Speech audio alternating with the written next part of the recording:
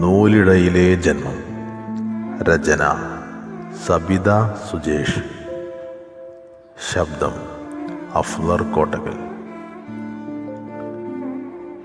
നഗ്നയായി പിറന്നൊരുണ്ണി എന്തിനു വാവിട്ട് കരഞ്ഞിടുന്നു?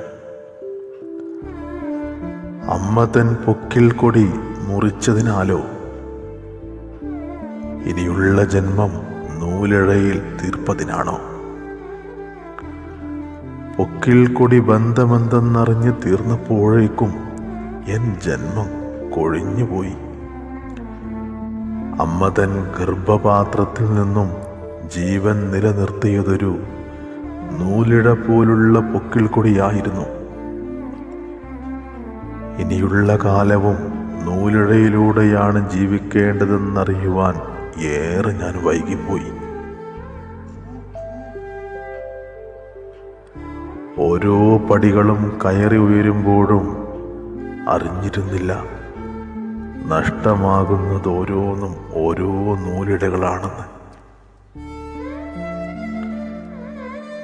കാലങ്ങൾ ഏറെ കഴിഞ്ഞുപോയി.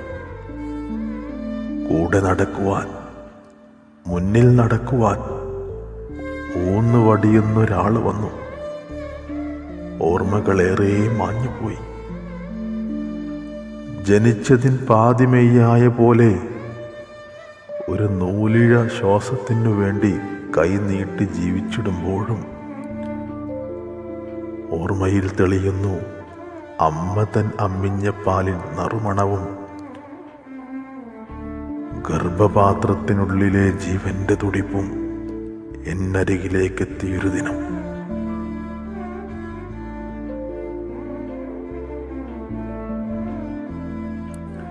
പൊക്കിൽ കൊടി മുറിച്ചു മാറ്റിയ പോലെ എൻ ശ്വാസം ആരോ വലിച്ചു മുറിച്ചിടുന്നു. ഇന്നു ഞാൻ അറിയുന്നു ഓരോ ജന്മവും നൂലിഴയാൽ തീർത്തതാണെന്ന് സത്യം. വെറുമൊരു നൂലിഴയാൽ തീർത്തതാണെന്ന് സത്യം.